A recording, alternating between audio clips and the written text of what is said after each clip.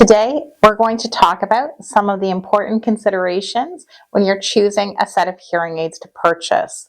Now, to start off with, let's talk about style. When we talk about style, there are two broad categories that we can think about. We can think about custom styles, where an impression is taken of your ear and that whole hearing aid fits inside your ear, or we can think about the type of hearing aids that go behind your ear, which include a behind the ear hearing aid or receiver in the canal hearing aid.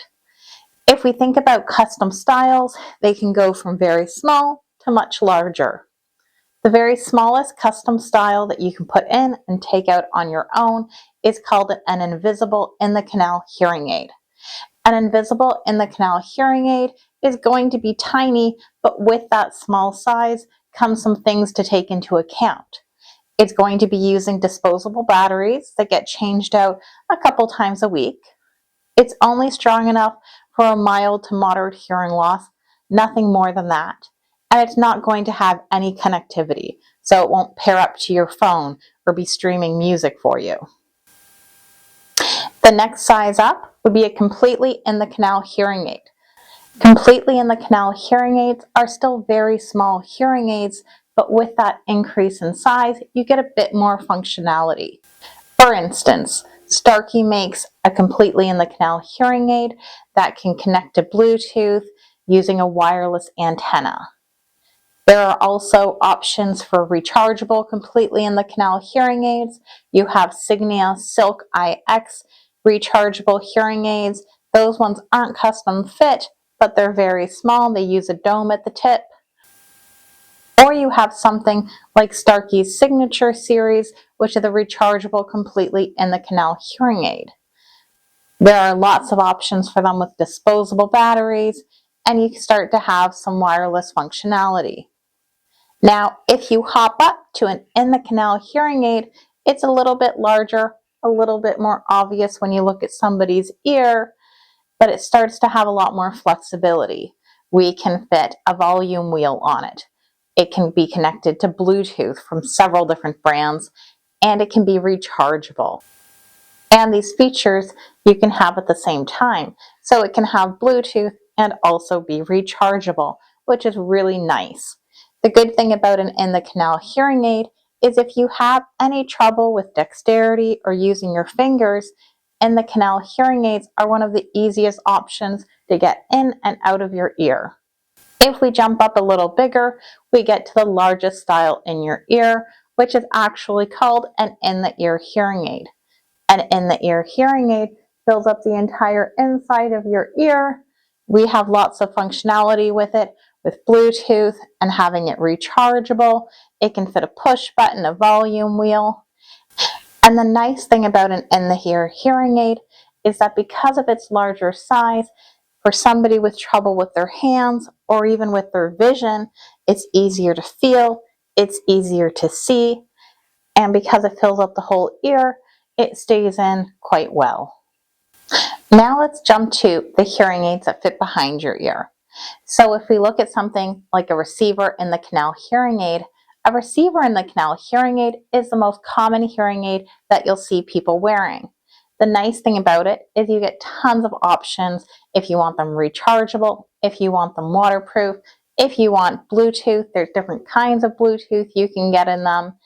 The other nice thing about a receiver in the canal hearing aid is because of the way that it fits your ear, you get less occlusion. Now, occlusion is the feeling like if you stick your finger in your ear, your voice is trapped in your head and it sounds louder and maybe a bit uncomfortable. When you have a bulky hearing aid where a large piece fits in your ear, you can get more occlusion. But when you have a receiver in the canal hearing aid, if you have something like a sloping hearing loss where you hear the low frequencies better than the high frequencies, we can keep the ear more open. With that openness to your ear, the hearing aid feels more natural.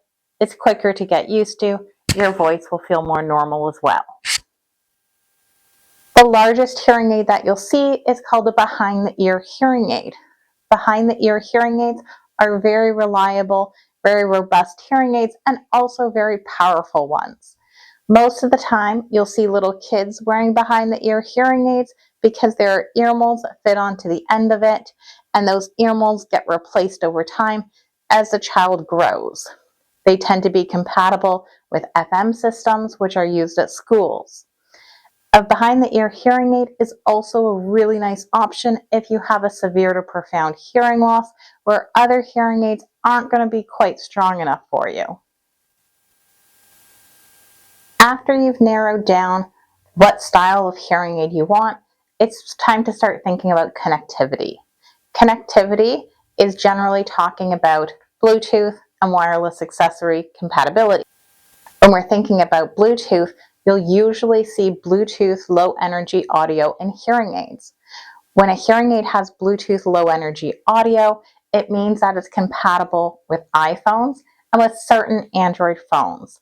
The compatibility for Android phones is always changing over time and updating, so if you want the most up-to-date information, you should ask your audiologist before you make a decision if that is important.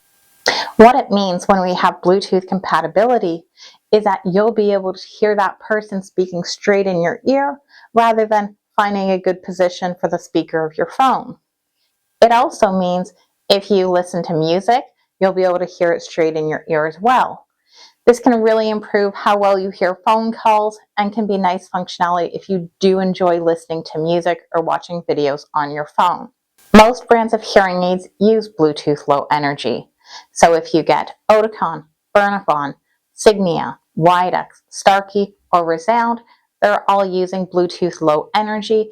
If you have an iPhone, it will be compatible. If you have an Android phone, you definitely want to check whether or not it's going to be compatible. The next type of Bluetooth to consider is Bluetooth Classic. Bluetooth Classic means that your hearing aids can pair to any device with Bluetooth. So if you have a flip phone instead of a smartphone, you can still get that Bluetooth functionality where you're going to be able to hear the phone call straight into your ear. If you want to pair up your hearing aids to your laptop, you could do that as well. So with Bluetooth Classic, we get a lot more versatility with the Bluetooth. The one thing you want to keep in mind is that it does drain a lot more power, so your battery life will get used up quicker if you do a lot of streaming. Phonak and Unitron both use classic Bluetooth, which give you more options for how you can pair up to other devices. The next big thing in Bluetooth that's on the horizon is Bluetooth Auracast. Bluetooth Auracast allows multiple users to hear from one sound source at the same time.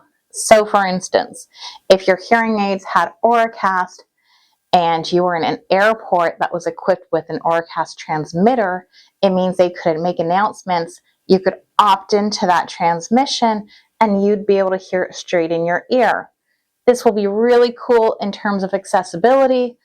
There are certain brands of hearing aids that are Auracast ready, but Auracast has not yet been implemented widely, especially in this area. And then you want to think about assistive listening devices.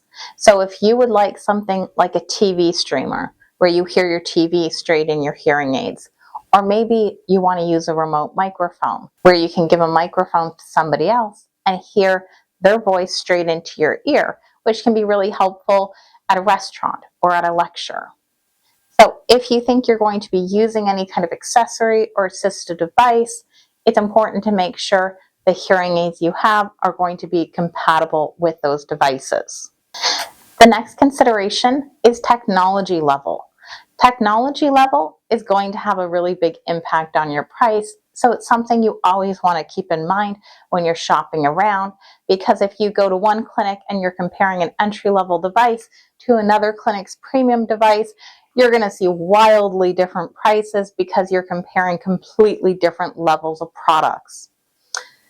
When we're looking at technology level, any hearing aid that's been programmed properly is going to help you hear better and is going to give you audibility. The nice thing about a more premium product is it has more features in it. In the 90 level hearing aids, you would have automatic adaptation to speech in the car, to speech and loud noise, to comfort and noise, and to music. In the 90s, you actually have a second chip with a deep neural network that is devoted to processing speech and loud noise. You also get features like Sound Relax to reduce loud, sudden sounds. You get dynamic noise cancellation to reduce noise from beside you and behind you. You get tap control for your phone for streaming.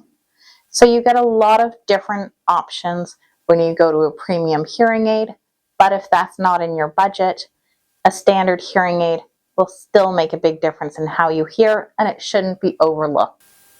Now, I've touched on this a few times already, but another consideration is the power supply. So you have rechargeable hearing aids and you have hearing aids with batteries. The nice thing about rechargeable hearing aids is that they're convenient. You put them in the charger every single night. You don't have to worry about carrying batteries around. What you want to keep in mind is that battery life will get shorter over time, so eventually you'll end up replacing your hearing aids because your battery life gets very short. Mind you, it's a good idea to replace your hearing aids with some regularity anyways. If we look at disposable batteries, how long they last depends on the size of the battery. So you can have very small batteries get changed out pretty frequently, maybe twice a week. You can have larger batteries that get changed out every 2 weeks or so. Most of the time, you don't have a lot of choice with which battery you get. It depends on the product that you choose, but a smaller product will have a smaller battery. A larger product will have a larger battery. The nice thing about disposable batteries is that if you get power outages all the time, you don't have to worry about always being able to charge up your hearing aids at night. You just keep a supply of batteries and you change them when you need to. The next consideration is something that gets overlooked all the time, but there's no reason to overlook it, and it's the color of your hearing aids.